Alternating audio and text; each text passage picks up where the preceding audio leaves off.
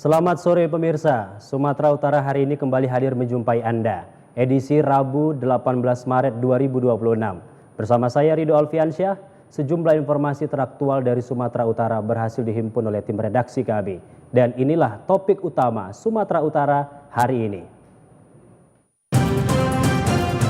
Wakil Gubernur Sumatera Utara ajak kolaborasi dalam membangun daerah. Satgas Rafi 2026, Pertamina pastikan BBM dan LPG terjaga. Gubernur Sumatera Utara Bobi Nasution bagikan THR untuk warga.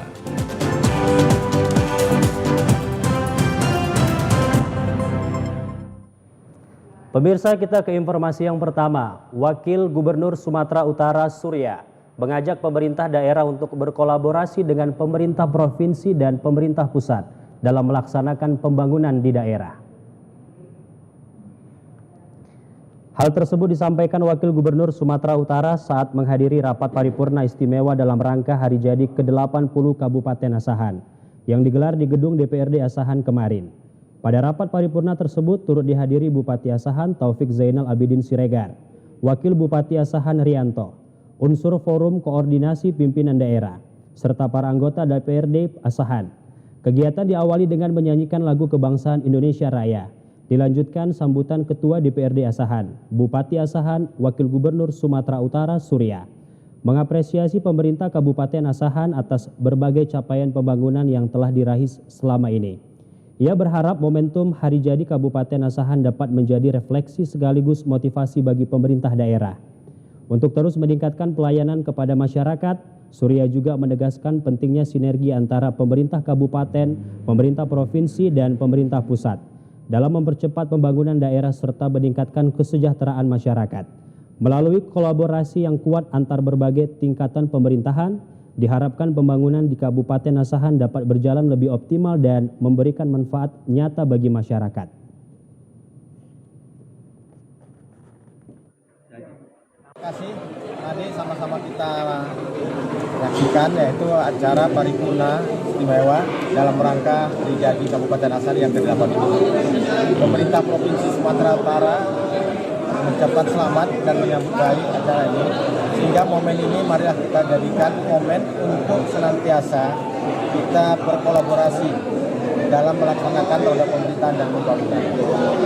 Visi pemerintah Provinsi Sumatera Utara bisa ini dijabarkan dengan visi misi pemerintah kabupaten kota termasuk di Kabupaten Asahan.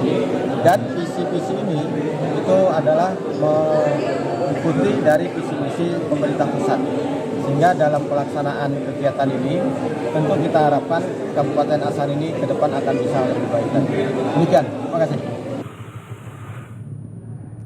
Pemirsa, guna memastikan kebutuhan BBM dan LPG di Sumatera bagian utara tetap terjaga, Pertamina Patra Niaga telah membentuk Satuan Tugas Ramadan dan Idul Fitri Rafi 2026 sehingga pendistribusian energi lancar selama Ramadan maupun mudik Idul Fitri.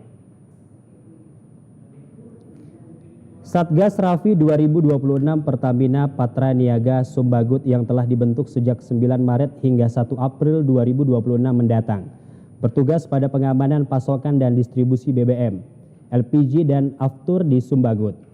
Eksekutif General Manager Pertamina Patra Niaga Regional Sumbagut, Sunardi, memastikan seluruh sarana dan fasilitas distribusi energi dalam kondisi optimal untuk melayani kebutuhan masyarakat dengan menjaga ketersediaan energi serta kelancaran distribusi di seluruh wilayah.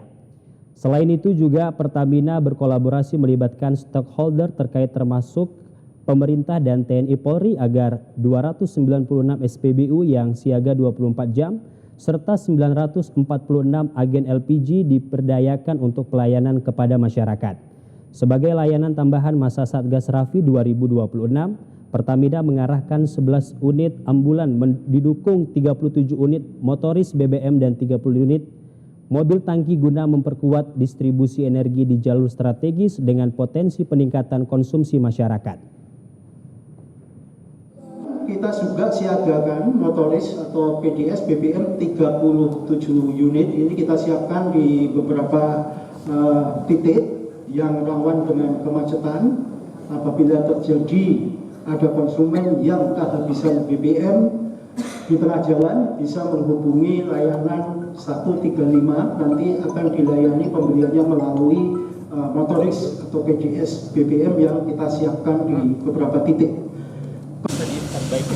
Dengan pemantauan intensif melalui Satgas Rafi 2026, dipastikan kebutuhan energi masyarakat tetap terpenuhi dengan baik. Pemirsa, progres pembangunan 103 unit hunian tetap atau huntap bagi warga terdampak bencana hidrometeorologi di Kabupaten Tapanuli Utara, tepatnya di Desa Dolok Nauli, Kecamatan Adion Koting, mengalami keterlambatan. Hingga saat ini belum selesai untuk ditempati warga. Menurut para warga, hingga saat ini sejumlah unit rumah yang seharusnya sudah rampung namun masih dalam tahap pengerjaan. Keterlambatan pembangunan ini dinilai disebabkan oleh progres pengerjaan yang kurang optimal dan faktor cuaca di lapangan.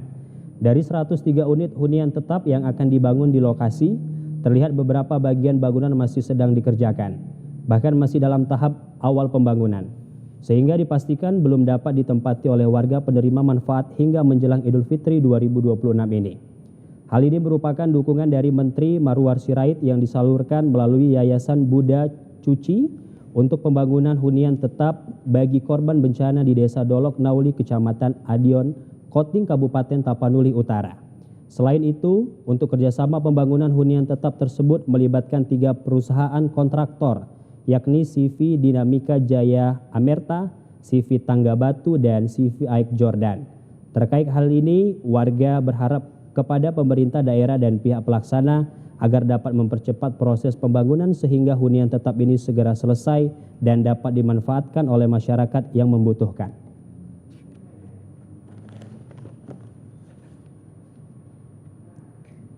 Pelaksanaan musyawarah luar biasa Perhimpunan Sri Mariaman Kuil Kota Medan yang diselenggarakan di Hotel Tiara Medan kemarin menetapkan ketua terpilih Ranendra Balen periode 2026-2031. Sebagai wujud keseriusan umat Hindu Kota Medan dalam menata Sri Mariaman Kuil Medan, mengharapkan melalui musyawarah luar biasa ini membuat umat Hindu dapat beribadah dengan baik. Elia Rosa mewakili Kementerian Agama Sumatera Utara sangat mendukung kegiatan ini karena dapat menyatukan seluruh umat Hindu dan Sri Mariaman Kuil bisa menjadi tempat ibadah yang tenang dan nyaman. Keputusan MLB ini juga diharapkan dapat menyatukan seluruh umat Hindu yang ada di Kota Medan. Kita tidak ingin ada perpecahan umat Hindu, apalagi kita umat Hindu yang sedikit di Sumatera Utara ini. Sehingga kedepannya ya aset-aset maupun itu kuil-kuil yang ada di Sumatera Utara itu dari kami hendaknya ingin mendaftarkan sehingga kami dari Kementerian Agama tetap bisa menjalankan ataupun ikut di dalam pelaksanaan musyawarah seperti ini jika memang hal itu dibutuhkan oleh kuil. Ketua terpilih Narendra Balen mengaku akan berupaya untuk membenahi kepengurusan Sri Mariaman Kuil Kota Medan agar dapat difungsikan sebagai tempat beribadah yang nyaman bagi umat Hindu. Prioritasnya ya kita memperbaiki sistem dan nantinya kita akan memberikan manfaat yang lebih besar kepada umat. Harapan saya semua umat itu bisa melaksanakan ibadah dengan lebih khusyuk, lebih tenang, aman, nyaman. Oke Bapak, terima kasih. Pemirsa, pemerintah dan tokoh masyarakat mendukung terciptanya kerukunan umat beragama di Kota Medan. Hal ini dibuktikan lewat hadirnya pemerintah dan tokoh masyarakat pada musyawarah luar biasa Sri Mariaman Kuil Medan. Kegiatan ini merupakan momentum yang sangat penting dalam penataan kepengurusan rumah ibadah umat Hindu di Kota Medan. Untuk itu pemerintah Kota Medan dari Kesbang Pol dan Kementerian Agama serta unsur pemerintah kecamatan dan kelurahan serta tokoh masyarakat Sumatera Utara RI Nainggolan dan Perlindungan Purba hadir dalam acara MLB tersebut. Parisada Hindu Dharma Indonesia Kota Medan juga sangat mendukung kegiatan ini karena menjadi awal yang penting untuk melakukan penataan rumah ibadah bagi umat Hindu di Kota Medan. Pada musyawarah luar biasa yang dilakukan untuk memilih ketua dan pengurus lainnya yang dianggap mumpuni untuk menata dan menjadikan Sri Mariaman Kuil Medan sebagai tempat beribadah bagi umat Hindu. Sekretaris Forum Kerukunan Umat Beragama FKUB Sumatera Utara Pendeta Henry Tarigan berharap melalui musyawarah luar biasa ini bisa menghasilkan keputusan yang dapat membangun dan memperkokoh pengurusan Sri Mariaman Kuil Medan. Selain itu, MLB ini menjadi sarana untuk merumuskan keputusan bersama yang dapat memperkokoh Parisada Hindu Dharma Indonesia. Dengan musyawarah luar biasa ini adalah sebagai sarana yang tepat dan bijaksana untuk menyatukan semua, kalaupun ada dinamika-dinamika di PHDI khususnya di Kuil, ini adalah kesempatan. Jadi FKUB sangat mendukung kiranya musyawarah luar biasa ini menghasilkan keputusan-keputusan di mana semua saling introspeksi diri dan juga saling mendengar untuk kiranya hasil nanti akan memperkokoh kerukunan umat beragama di Sumatera Utara dan khususnya juga di PHDI. Hasil musyawarah luar biasa Sri Mariaman Kuil Medan, Ketua terpilih Narendra Balen, Sekretaris J. Siwajiraja, anggota Pugelwanan, dan Dharma Fikih serta penasehat formatur Tirumal Cancer Naidu. Pemirsa, kami akan segera kembali dengan sejumlah informasi lainnya. Tetaplah bersama kami di Sumatera Utara hari ini.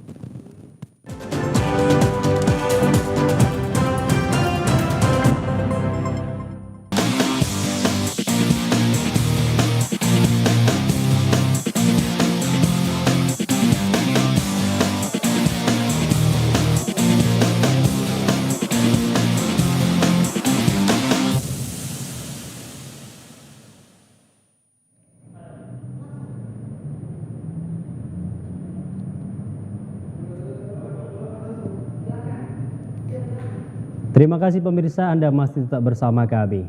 Pemirsa, pemerintah Kota Medan kembali memberangkatkan peserta mudik bareng 2026, tahap kedua dari Terminal Amplas menuju berbagai daerah di Sumatera Utara. Sebanyak 54 bus diberangkatkan pada tahap kedua ini, melanjutkan pemberangkatan sebelumnya yang telah dilakukan sehari sebelumnya dengan 65 bus. Secara keseluruhan, program mudik gratis ini diikuti sekitar 4.000 peserta yang akan diberangkatkan menuju 12 kota di Sumatera Utara, di antaranya Sibolga dan Penyambungan. Program ini merupakan bentuk kepedulian pemerintah daerah dalam membantu masyarakat agar dapat pulang ke kampung halaman dengan aman dan nyaman menjelang Hari Raya Idul Fitri. Selain itu, keberangkatan juga dilakukan dengan pengawasan ketat untuk memastikan keselamatan dan kelancaran perjalanan para pemudik. Sudah mensosialisasikan kepada masyarakat terkait adanya program pemerintah Kota Medan melakukan mudik gratis kepada masyarakat Kota Medan dan juga pengemudi yang memang sudah kita lakukan screening terhadap kesehatannya sehingga kita pastikan armada maupun pengemudi yang menjalankan tugas untuk mudik gratis pemerintah Kota Medan sudah benar-benar memenuhi persyaratan teknis layak jalan maupun kesehatan terhadap pengemudi. Tentu saja kita harapkan dalam proses mudik ini memenuhi unsur keselamatan bagi para pemudik dari Kota Medan sampai ke kota tujuan mereka dan bersilaturahmi dengan keluarga di kampung halaman masing-masing. Melalui program ini, pemerintah Kota Medan berharap arus mudik dapat berjalan tertib serta memberikan kenyamanan bagi masyarakat yang merayakan Lebaran di kampung halaman.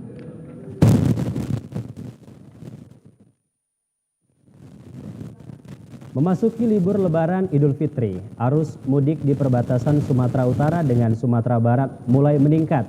Terpantau di Jalan Lintas Sumatera di Kabupaten Mandailing Natal, arus lalu lintas ramai lancar. Berdasarkan pantau gelombang pemudik, terlihat kendaraan bernomor polisi dari luar Sumatera mulai melintas dari Kabupaten Mandailing Natal di perbatasan Sumatera Utara dengan Sumatera Barat. Terpantau volume kendaraan di jalan lintas Sumatera di Kabupaten Mandailing Natal sudah mulai meningkat. Peningkatan volume kendaraan di jalan lintas Sumatera ini juga disebabkan meningkatnya aktivitas masyarakat yang hendak ke pasar. Meski demikian, arus lalu lintas ramai lancar. Untuk mengantisipasi kemacetan di jalan lintas Sumatera di Kabupaten Mandailing Natal, petugas lalu lintas Polres Mandailing Natal bersiaga di sejumlah tempat yang rawan macet. Mulai dari pasar tumpah, tempat keramaian, jalur lintas rawan longsor, dan sejumlah titik jalan rusak pasca bencana di Mandailing Natal. Personil yang ditugaskan di pos penjagaan yang ada di 5 tempat, mulai dari Kecamatan Muara Sipongi, Kecamatan Siabu, Penyambungan, Tambangan, dan Kecamatan Natal. Kapolres Mandailing Natal, AKBP Bagus Priyandi, menghimbau kepada masyarakat yang melakukan mudik agar tidak memaksakan diri untuk melakukan perjalanan jika sudah kondisi lelah. Beristirahatlah di posko yang sudah disiapkan. Di sepanjang jalur masuk dari Provinsi Sumbar di Muara Sepongi ataupun keluar dari Mandailing Natal di Sayur Tinggi menuju Kabupaten Tapanuli Selatan. Kita pasang di beberapa titik tersebut spanduk-spanduk himbauan dan antisipasi peringatan adanya rawan daerah kecelakaan lalu lintas. Selain itu juga kita lakukan edukasi, kita sebar video-video edukasi baik melalui sosial media maupun melalui WA grup, mungkin teman-teman yang sekolah ataupun teman-teman yang mudik kita sebarkan sehingga diketahui bahwa titik-titik tersebut merupakan rawan kemacetan, rawan kecelakaan lalu lintas dan bisa diantisipasi dalam rangka pulang mudik. Pemirsa, sebanyak 3.564 pemudik asal Batam, Kepulauan Riau, tiba di Terminal Penumpang Bandar Deli Medan, Sumatera Utara. Pada arus mudik Lebaran 2026, meningkatnya animo warga mudik menggunakan kapal laut karena harga tiket murah dibanding moda transportasi lainnya. Ribuan penumpang kapal Kelut ini merupakan pekerja dan pelajar yang kembali ke kampung halaman untuk menghabiskan waktu libur Lebaran di Sumatera Utara. Siti Kurnia, pemudik asal Binjai, mengatakan suasana di kapal cukup padat dan didominasi penumpang non-seat. Ia memilih mudik menggunakan moda transportasi laut karena harga tiket yang terjangkau. Jadi suasana di kapal enak, nyaman? Masih, cuman ya itulah lebih rame, di jalanan ini jadi lebih padat karena banyak non-seat itu tadi kan nggak seperti biasanya gitu.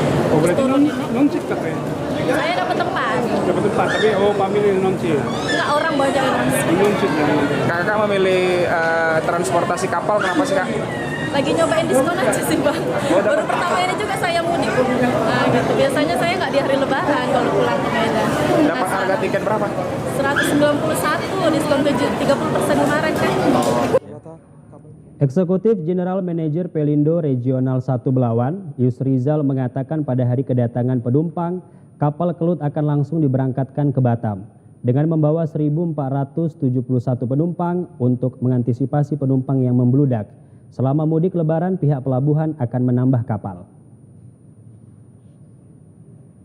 Kalau kita melihat untuk yang datang peningkatan dan ini masih ada kapal menjelang hari H 3 kapal lagi, jadi ini masih ada sedikit peningkatan karena kapasitas kapal memang sudah dibatasi, jadi tidak bisa lagi melebihi kapasitas. Dan hari ini kita melihat dari jumlah penumpang yang datang itu adalah full capacity dari kapal tersebut. Rencananya akan ada 3 jadwal keberangkatan kapal dari Terminal Penumpang Bandar Deli Medan tujuan Batam, yakni di tanggal 18, 20, dan 23 Maret, serta 3 jadwal kedatangan kapal dari Batam yakni tanggal 17, 20, dan 23 Maret 2026 mendatang. Pemirsa, salah satu pihak yang memiliki tugas pada kelancaran arus mudik Lebaran 1447 Hijriah adalah Dinas Perhubungan Sumatera Utara. Untuk mengetahui hal-hal apa saja yang dilakukan Dinas, kita sudah terhubung oleh Kepala Dinas Perhubungan Sumatera Utara. Selamat sore, Bapak Yuda. Selamat sore, Mas. Kabar baik, Bapak? Apa kabar? Ya? Kabar baik, Bapak? Baik, baik. Alhamdulillah. Baik Pak Yuda, terkait dengan arus mudik Lebaran, apa saja yang telah dilakukan oleh Dinas Perhubungan Sumatera Utara? Silakan Bapak. Baik, terima kasih. Jadi Dinas Perhubungan Provinsi Sumatera Utara kemarin pada awal bulan Februari kita sudah melakukan survei kondisi lapangan lalu lintas yang akan dilalui oleh angkutan-angkutan umum untuk para pemudik. Kemudian kita juga melakukan pengawasan terhadap kelaikan kendaraan angkutan umum atau rem cek di seluruh terminal yang ada di Sumatera Utara dan juga melakukan tes urin kepada para supir sehingga nantinya mereka membawa pemudik dapat bisa berjalan dengan yang baik. Kemudian kita melakukan pengawasan mengeluarkan surat himbauan tentang pembatasan waktu operasional untuk angkutan barang sehingga tidak mengganggu perjalanan angkutan umum lainnya. Dan juga di sini Pak Gubernur Sumatera Utara mengeluarkan program mudik gratis sebanyak 6.520 pemudik terdiri dari angkutan laut, angkutan perkeretapian, angkutan darat, dan juga angkutan penyeberangan. Sehingga mudah-mudahan program ini bisa bermanfaat bagi masyarakat Sumatera Utara. Dan terakhir kami juga sudah mempersiapkan posko-posko di sepanjang 11 posko di sepanjang Sumatera Utara. Demikian Mas. Baik Pak Yuda, itu informasi yang telah Bapak sampaikan. Nah, dengan adanya koordinasi dan kerjasama tentunya dari pihak Dinas Perhubungan Sumatera Utara telah melakukan koordinasi dan kerjasama. Nah, bagaimana koordinasi dan kerjasama tersebut Bapak? Ya, kami sudah melakukan berbagai pertemuan, rapat, baik pun rapat-rapat kecil dengan Kementerian Perhubungan, dengan Polda Sumatera Utara, kemudian Balai Besar Pelaksanaan Jalan Nasional, kemudian dengan Dinas PUPR Provinsi Sumatera Utara, Jasara Harja, Dinas Kesehatan, dan Dinas Perhubungan Kabupaten Kota Sumatera Utara. Dan kami membuat kesepakatan bersama tentang pembatasan-pembatasan di arus mudik di tahun ini. Baik Pak Yuda. Nah, sejauh ini Pak, wilayah mana saja di Sumatera Utara yang menjadi perhatian dari Dinas Perhubungan dalam menghadapi arus mudik Lebaran? Ya, yang menjadi fokus kami yang terutama itu adalah di daerah Tapanuli bagian selatan dan Madinah, karena memang mayoritas penduduk di Tabaksel dan Madinah ini mayoritasnya adalah beragama Islam, dan juga kami berfokus kepada 7 kabupaten kawasan Danau Toba yang menjadi tempat wisata favorit kebanggaan Sumatera Utara, dan yang terakhir di daerah Brastagi, wisata Brastagi di Kabupaten Karo. Baik Pak. Pak Yuda, kalau kita bicara tentang rambu lalu lintas, apakah sebuah wilayah atau jalur arus mudik sudah terpasang dengan baik Pak? Ya, hasil survei kami kemarin, alhamdulillah fasilitas keselamatan lalu lintas itu sudah baik, tapi memang ada beberapa kekurangan, terutama khususnya di daerah bencana yang sekarang ini sedang kami coba perbaiki supaya para pemudik tidak terganggu dan juga mengurangi kecelakaan yang ada di daerah bencana tersebut. Baik Pak. Pak Yuda, untuk mendukung kelancaran terdapat pos pengamanan pastinya. Tadi sudah Bapak sampaikan. Boleh disampaikan kembali Bapak, berapa jumlah pos PAM kita dan apa pertimbangan dalam mendirikan pos PAM tersebut Bapak? Ya, kita ada mendirikan 11 pos pengamanan selama mudik ini. Itu ada di Posko Induk Seserum Dinas Perhubungan Provinsi Sumatera Utara, ada di UPT Wilayah Binjai, Kabanjahe, Kisaran, Tarutung, Padang Sidempuan, Gunung Sitoli, Parapat, dan Terminal Kabanjahe, Lubuk Pakam, Sijambi, Tanjung Balai, dan terakhir adalah Tanjung Beringin, Langkat.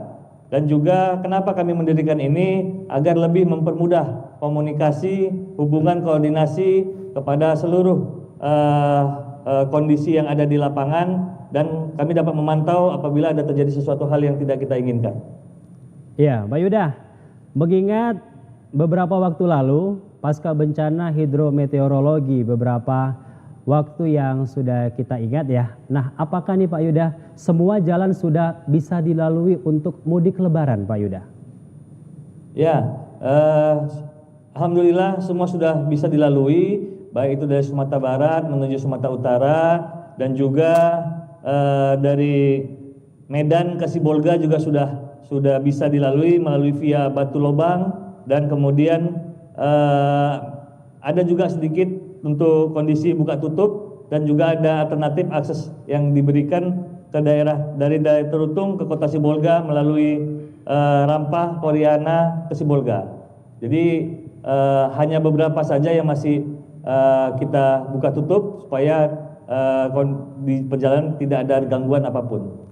Baik Pak Yuda, terakhir Bapak, agar mudik lancar tanpa kendala, apa pesannya kepada masyarakat, seluruh masyarakat khususnya Sumatera Utara yang hendak mudik Bapak?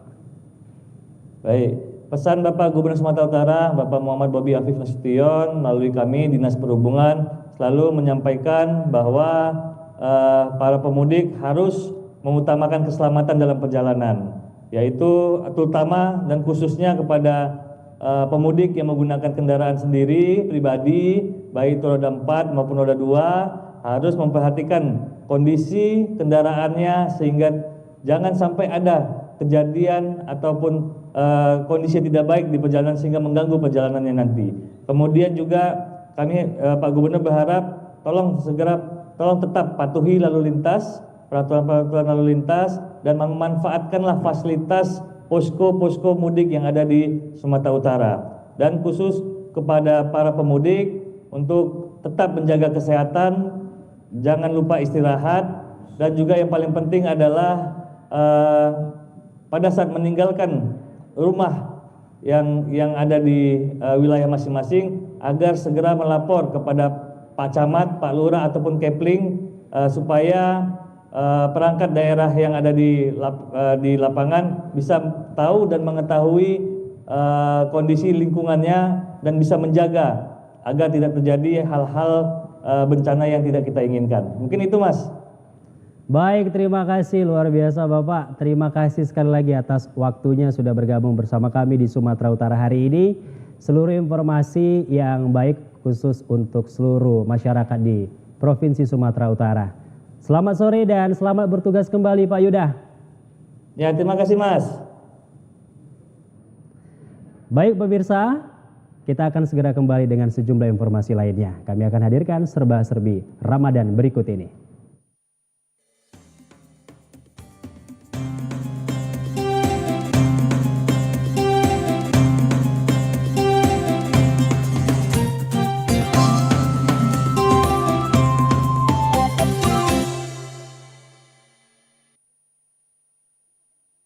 Sumatera Utara Bobi Nasution membagikan tunjangan hari raya kepada masyarakat di Kota Medan. Bantuan yang diberikan ditujukan kepada pekerja informal di Medan berupa kebutuhan pokok, sembako, dan santunan uang tunai. Kegiatan tersebut berlangsung di depan kantor Gubernur Sumatera Utara, Jalan Pangeran Diponegoro, Medan. Sasaran penerima bantuan umumnya masyarakat yang melintas di kawasan tersebut, seperti pengendara ojek online, sopir bajai, penyapu jalan, hingga ibu rumah tangga. Bobi berharap bantuan tersebut dapat membantu masyarakat merasakan kebahagiaan selama Ramadan dan dalam menyambut Hari Raya Idul Fitri. Adapun bantuan yang diberikan adalah paket sembako berisi beras, minyak goreng, gula, teh, dan mie instan, serta uang tunai. Biar bisa berkumpul, bisa saling berbagi dengan keluarga, dan bisa benar-benar merasakan kemenangan di hari kemenangan nanti di Idul Fitri.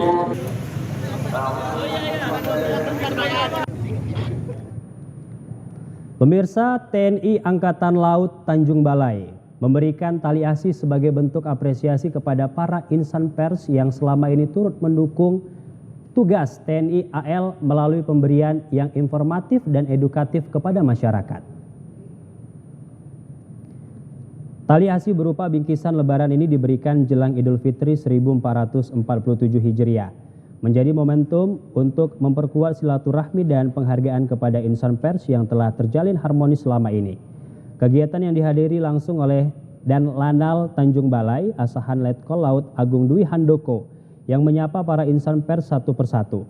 Perwira Penerangan Lanal Tanjung Balai Asahan Letda Laut, Masron Silalahi, mengatakan, sinergitas ini sangat penting untuk menjaga situasi yang aman, tertib, dan kondusif, terutama menjelang perayaan Lebaran. Dari Lanal Tanjung Balai Asahan kepada rekan-rekan media yang telah membantu memberitakan kegiatan positif maupun tugas-tugas lain yang dilaksanakan oleh Lanal Tanjung Balai Asahan. Salah seorang wartawan, Saufi Simangungsong, mengapresiasi apa yang dilakukan oleh Lanal Tanjung Balai, yang mana hal ini sebagai bentuk penghargaan terhadap tugas wartawan. Kegiatan yang dilakukan oleh keluarga besar Lanal Tanjung Balai Asahan merupakan sinergitas bentuk penghargaan kepada insan pers atau wartawan yang ada di Kota Tanjung Balai. Semoga kegiatan yang dilakukan oleh Lanal Tanjung Balai ini terus terjalin dan terus dapat silaturahmi dengan wartawan yang ada di Tanjung Balai. Pemirsa, jajaran Kepolisian Daerah Sumatera Utara bersama Perum Bulog Kantor Wilayah Sumut meluncurkan gerakan pangan murah atau GPM secara serentak di seluruh wilayah Sumatera Utara. Hal ini sebagai upaya menjaga stabilitas harga dan memastikan ketersediaan bahan pokok bagi masyarakat menjelang Hari Raya Idul Fitri 1447 Hijriah. Program ini merupakan bentuk komitmen Polri dalam mendukung kebijakan pemerintah untuk memperkuat ketahanan pangan nasional, sekaligus membantu masyarakat memperoleh bahan pokok dengan harga terjangkau. Wakil Kepala Kepolisian Daerah Sumatera Utara, Brigjen Pol Sony Irawan mengatakan, gerakan pangan murah ini merupakan tindak lanjut dari arahan Presiden Prabowo untuk memperkuat stabilitas pangan nasional. Dikatakan pada tahap awal pelaksanaan, pihaknya telah menyalurkan sekitar 15.600 paket beras kepada masyarakat dengan jumlah penerima manfaat mencapai lebih dari 16.400 orang. Pada program tersebut, sejumlah komoditas pokok dijual dengan harga terjangkau, yakni beras Rp56.500 per kilogram, gula pasir Rp17.000 per kilogram, dan minyak goreng Rp15.000 per liter. Melalui peluncuran serentak gerakan pangan murah tersebut, pemerintah dan Polri berharap masyarakat di Sumatera Utara dapat menjalani bulan Ramadan dan menyambut Idul Fitri dengan lebih tenang, tanpa terbebani lonjakan harga bahan pangan yang kerap terjadi menjelang hari besar keagamaan. Pemimpin wilayah Bulog Sumatera Utara, Budi Cahyanto, menyebutkan keterlibatan Polri sangat membantu memperluas jangkauan distribusi pangan hingga ke tingkat kelurahan dan desa. Ia juga memastikan kondisi stok pangan di wilayah Sumatera Utara dalam keadaan aman dan mencukupi. Gerakan pangan murah ini merupakan langkah preventif untuk menjaga stabilitas, masyarakat tidak perlu khawatir dan tidak perlu melakukan panik buying. Sumatera Utara bekerja sama dengan Bulog Provinsi Sumatera Utara akan menggelar pasar murah di seluruh wilayah Sumatera Utara, ya. Jadi dari Polres sampai dengan tingkat Polda nanti akan menggelar pasar murah, yaitu terdiri daripada beras, kemudian gula dan minyak. Per hari ini kita sudah mendistribusikan lebih kurang 15.600 ya Bang ya. 15.600 beras dengan penerima manfaat lebih kurang 16.400 lebih ya. Yang perlu kami sampaikan sekali lagi, ini adalah merupakan tindak lanjut daripada arahan Bapak Presiden Prabowo dan juga Bapak Kapolri dalam rangka untuk menjaga ketahanan pangan dan juga meningkatkan kesejahteraan masyarakat. Pemirsa, kami akan segera kembali dengan sejumlah informasi lainnya. Tetaplah bersama kami di Sumatera Utara hari ini.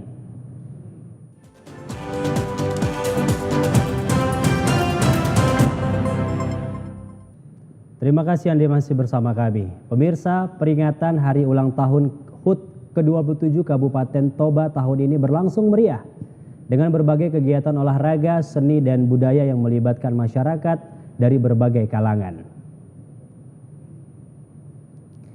Rangkaian kegiatan tersebut digelar di sejumlah lokasi, khususnya di wilayah Baligis sebagai pusat kegiatan. Beragam perlombaan digelar untuk menyemarakan perayaan hari jadi kabupaten tersebut, mulai dari lomba kebersihan antar desa yang bertujuan meningkatkan kesadaran masyarakat terhadap pentingnya menjaga lingkungan, hingga lomba paduan suara dan lomba memasak yang diikuti berbagai kelompok masyarakat. Kegiatan seni dan budaya juga menjadi bagian penting dalam perayaan HUT ke-27 Kabupaten Toba. Di antaranya festival band etnis yang menampilkan kreativitas generasi muda dengan memadukan musik modern dan unsur budaya lokal. Di bidang olahraga, panitia menggelar berbagai pertandingan seperti bulu tangkis, futsal, bola voli, tenis meja, catur, serta senam aerobik. yang diikuti dari berbagai kecamatan, bahkan cabang olahraga digital seperti e-sport juga turut dipertandingkan untuk menarik minat generasi muda. Permainan tradisional seperti margala juga dihadirkan sebagai upaya melestarikan budaya lokal di tengah masyarakat. Sekretaris Daerah Kabupaten Toba, Paber Napitupulu mengatakan peringatan HUT ke-27 tahun ini dikemas dengan berbagai kegiatan yang melibatkan masyarakat secara langsung. Peringatan HUT Kabupaten Toba ini bukan sekedar seremonial saja, melalui berbagai kegiatan olahraga, seni dan budaya, membangun kebersamaan masyarakat sekaligus menumbuhkan semangat hidup sehat dan kecintaan terhadap daerah. Memprioritaskan kegiatan yang melibatkan masyarakat, berbagai cabang olahraga dalam rangka memeriahkan ulang tahun Toba kita laksanakan. Dan ada 16 kegiatan secara resmi dibuka oleh Bapak Bupati dan disaksikan oleh Forkopimda Kabupaten Toba tadi. Demikian.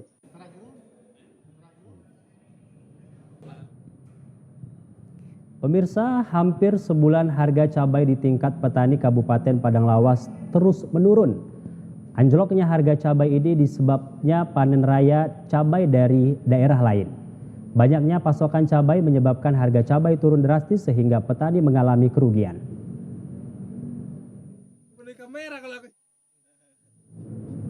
Sejak 1 bulan terakhir, para petani cabai di Kabupaten Padang Lawas mengeluhkan karena harga cabai terus mengalami penurunan. Saat ini harga cabai merah hanya Rp15.000 per kilogram, sedangkan cabai rawit Rp30.000 per kilogram. Sedangkan sebelumnya harga cabai rawit mencapai Rp50.000 per kilogram. Menurut petani Suheryono, turunnya harga cabai disebabkan di daerah lain juga mengalami panen raya, sehingga saat ini pasokan cabai sangat melimpah. Kondisi ini menyebabkan para petani merugi karena dengan harga cabai yang cukup murah, mereka tidak mampu menutupi biaya operasional.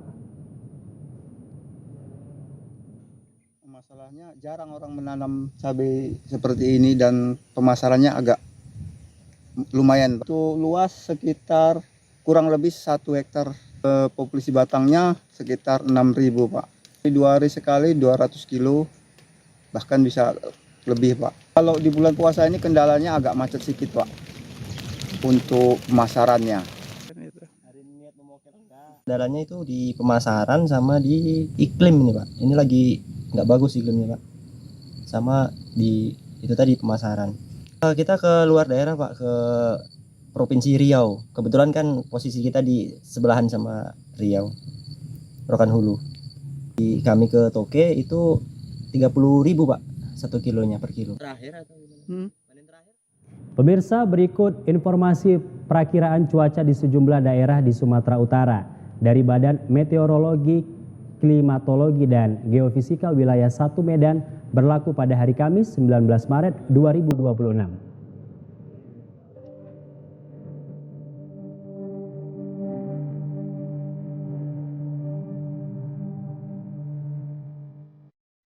Halo Sobat BMKG, kembali lagi bersama saya Christine Mori, perakirawan BMKG Wilayah 1 Medan yang pada hari ini akan menginformasikan perakiraan cuaca untuk esok hari Kamis 19 Maret 2026 di wilayah Provinsi Sumatera Utara. Untuk pagi hari, cuaca diperkirakan berawan dan berpotensi hujan ringan di sebagian besar wilayah Sumatera Utara. Sedangkan siang hingga sore hari, cuaca juga masih diperkirakan berpotensi hujan ringan secara merata di wilayah Sumatera Utara. Untuk malam hari, cuaca diperkirakan berawan dan berpotensi hujan ringan di wilayah Dairi, Humbang Hasudutan, Karo, Gunung Sitoli, Padang Sidempuan, Labuan Batu Selatan, Langkat, Mandailing Natal, Kepulauan Nias, Padang Lawas Utara, Pakpak Barat, Samosir, Tapanuli Selatan, Tapanuli Tengah, Tapanuli Utara, dan Toba. Untuk dini hari, cuaca diperkirakan berawan dan berpotensi hujan ringan di Asahan, Batu Bara, Humbang Hasudutan, Tanjung Balai, Simalungun, Tapanuli Tengah, Tapanuli Utara, Labuan Batu Utara, dan Nias Utara.